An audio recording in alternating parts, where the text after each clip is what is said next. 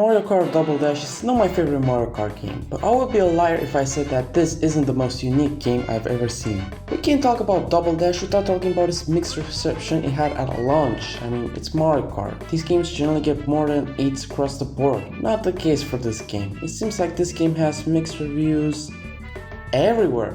I even saw a 3 out of 10. In my opinion, Double Dash is a great and a welcome entry to the Mario Kart franchise. I think an 8.5 out of 10, possibly a 9, would suit the game more. As the title suggests, whether you like it or not, you are forced to choose 2 characters to race as. Concept that I have never seen before. Perfect! I can play as Luigi and Yoshi at the same time. 10 out of 10 game. And I think you noticed that in this game, you can choose different karts. Yeah, this is the first game to introduce different vehicles, all featuring different stats, and the personality shows with these karts.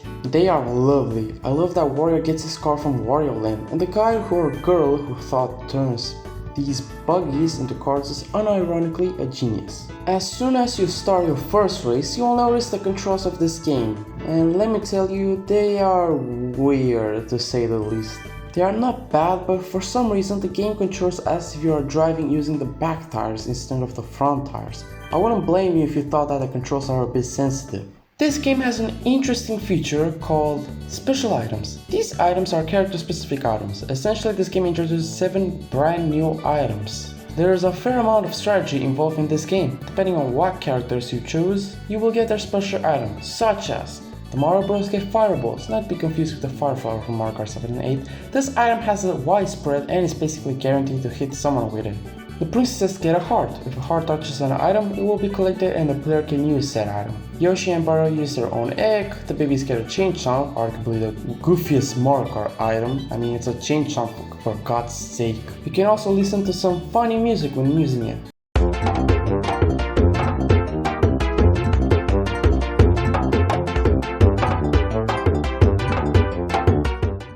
Wario and Waluigi get bombs, the Koopas get shells, Donkey Kong and Diddy Kong get a giant banana that covers a lot of the track, and when someone hits said giant banana, it splits into multiple smaller bananas.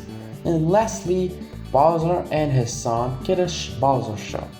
Yes, there are some specials better than other specials like the chain chomp, that's the best one. But how many times are you going to roll chain chomps in first place? That's right, none! So it's better to go for other characters other than the babies. Personally, I prefer the Yoshi plus Birdo combo. Not only do they share the same special, but said special is pretty good. It's basically a red shell, but once it hits someone, it spews more items in the road, and there is a chance to get a star. And since this game is chaotic when it comes to items, Nintendo does such a good job when they balance downtime when you get hit by an item. There's a noticeable effect, but you're back into the game quickly. I like this. This game starts with 16 characters available, and you can round that number to 20 characters if you unlock everything in the game, 11 of them being newcomers, which is the highest amount of new characters this franchise has seen at launch. To this day, we have yet to see a Mario Kart game that introduces more than 11 new characters. The graphics are beautiful, the color saturation is perfect, and overall, the game is cartoony. The art direction in this game is very strong. I like games that have strong art direction. If not whole games, then specific levels might have strong art direction.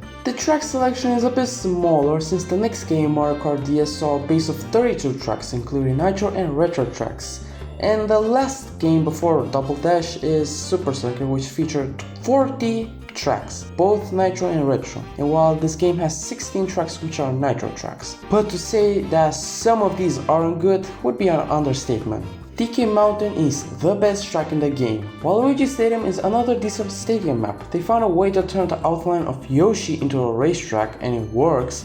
Daisy Cruiser takes place in a cruise ship. Mushroom City might be my favorite traffic course of all time. Dino Dino Jungle is a track that has dinosaurs. Luigi Circuit is undoubtedly the best beginner track ever. And the new renditions of Bowser's Castle and Rainbow Road are pretty good. You do have your standard rendition of Mario Circuit, but every game is guilty of that. And lastly, Baby Park. Damn, the only reason why this track is good in this game is specifically but it's mediocre in the 2 games that has returned is because this track is basically an oval, but the mechanics present in this game are building this track around them. There is a reason why people say that Baby Park in Double Dash is a very chaotic track.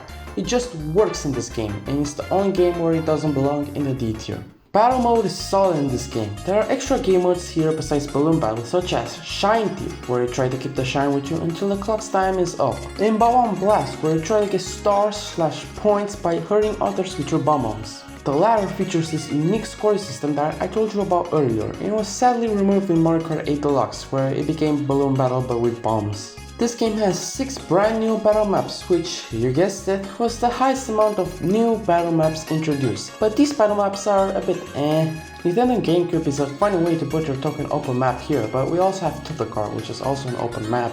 Quickie Land is kind of lame, Block City feels like a ripoff of Block Fort, and the only good maps are Luigi's Mansion and Pie Plaza. This game features an all-cup tour in which you basically play through every cup in the game, something that has never returned in future entries. In Time Trials there is this interesting change where you get only 2 mushrooms as opposed to 3 mushrooms, and this is the only game where Time Trials gives you 2 mushrooms. There's also a versus mode. It is multiplayer only, and up to 4 players can play it. In this mode, only human players play, with no CPU players. For example, if 2 players are playing, it's a race just between them. Also, when I say multiplayer, I mean local multiplayer, not actual, online multiplayer. Just wanted to clarify that. Mario Kart Double Dash is the most unique Mario Kart game. I like when games always try new things in their games. I mean, the last thing I want to see is stagnation. Double Dash pulled a risky concept and in the end, I can see it was a success. The pacing is good, tracks are memorable, but also goofy as fuck. Why does everything need ice? The selection of characters is great, the special items is a great concept. And hey, this is the most unique Mario Kart game. Compared to other Mario Kart games, this one controls different enough to make me come back from time to time and replay it. This is one of the best games the GameCube has to offer if you are new to this game. You might have a good time. If you get used to the controls, then you might have a great time.